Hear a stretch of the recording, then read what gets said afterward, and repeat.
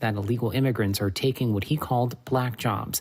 The former First Lady delivered a rousing speech to the DNC with a simple message: hope is making a comeback. Former President Barack Obama built on the joyful, hopeful tone. He said America should turn away from the politics of hate and anger and toward what Abraham Lincoln called the better angels of our nature.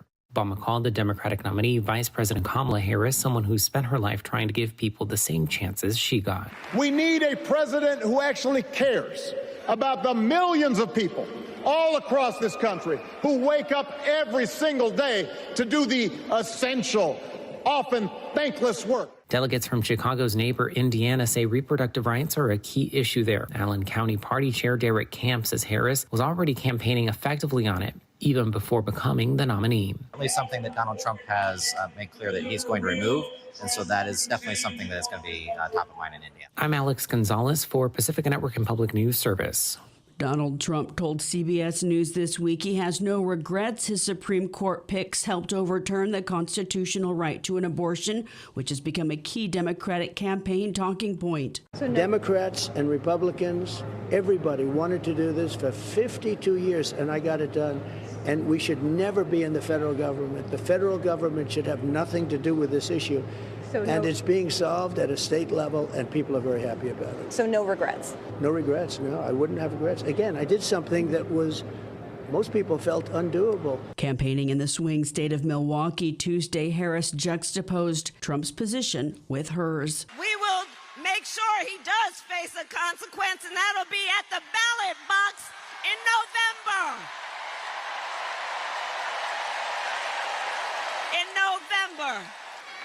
And I promise you, when I am President of the United States and Congress passes a bill to restore the protections of Roe v. Wade, I will proudly sign it into law.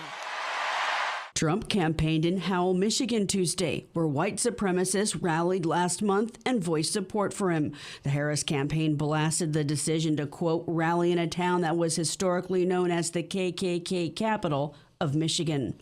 Pacifica's Emily Burris reports. Trump made unsubstantiated claims that Harris is lying at the DNC about high inflation, problems at America's southern border, and crime rates. He says that crime has worsened since Harris has been in office. Trump also said that she endorses defunding the police. Over the past 4 years, the Marxist left has waged a vicious war on law enforcement in our country. They've taken away the dignity and the spirit and the life of some of these police officers, and that's why you see it. The crime is so out of control in our country. According to data from the FBI, crime in the United States has been on a downward trend since it spiked during the pandemic. Violent crime fell back to near pre-pandemic levels in 2022 and dropped further in 2023. I'm Emily Burris, Pacifica Radio. U.S. Secretary of State Antony Blinken left the Middle East Tuesday without securing a ceasefire hostage release deal to end the war in Gaza. He said negotiations will continue. We need to get the ceasefire and hostage agreement over the finish line, and we need to do it now. Time is of the essence. Hamas shot down what Blinken called a bridging proposal to President Biden's phased ceasefire plan, saying the U.S. was capitulating to Israeli demands. Osama Hamdan, a senior Hamas official's comments were translated by Al Jazeera. Biden's proposal states that Israel would entirely retreat in 2 phases and a complete ceasefire, whereas the Israeli demands include only a temporary ceasefire for 6 weeks. It means a big military force will remain in the Philadelphia corridor and stay in the Rafah crossing, which means restricting aid to Israeli approval. Speaking last night, Blinken said Israel's occupation of Gaza would be temporary, but did not give a timeline. The United States does not accept any long-term occupation of Gaza by Israel. More specifically, the agreement is very clear on the schedule and the locations of IDF withdrawals from Gaza, and Israel has agreed to that. Al Jazeera is reporting Israel wants the right to resume attacks on Gaza after hostages are released, and Prime Minister Benjamin Netanyahu's new ceasefire conditions would make the release of Israeli captives increasingly unlikely. In Gaza, Israel's ordered the evacuation of Deir al-Balah as it prepares another stepped-up attack just days after ordering evacuations of al-Maghazi. Gaza's health ministry is reporting strikes killed at least 50 Palestinians in the last 24 hours.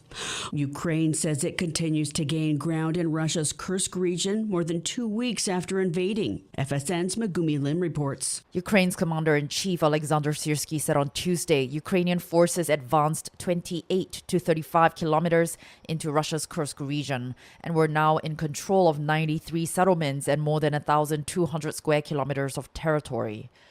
Ukraine's surprise incursion into Russia began more than 2 weeks ago and has led to the evacuation of thousands of people on both sides of the border.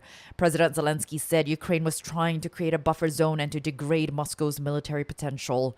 On Wednesday, authorities said evacuations were being planned for the 45 residents living in Ukraine's Sumy region, which borders the Kursk region. Officials said Russian forces have been pushed back from the border because of the incursion and artillery attacks have decreased, but airstrikes have intensified. Megumi Lim in Kyiv. More than 17,000 AT&T workers in 9 states across the Southeast continue an unfair labor practice strike.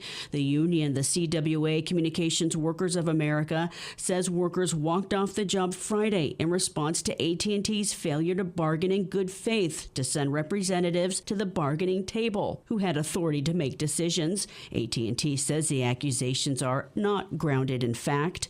Customer service representatives and others who install, maintain, and support residential and business networks in Alabama, Florida, Georgia, Kentucky, Louisiana, Mississippi, North Carolina, South Carolina, and Tennessee have all stopped work.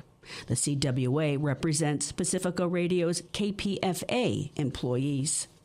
I'm Christina Onnested, reporting for Pacifica Radio.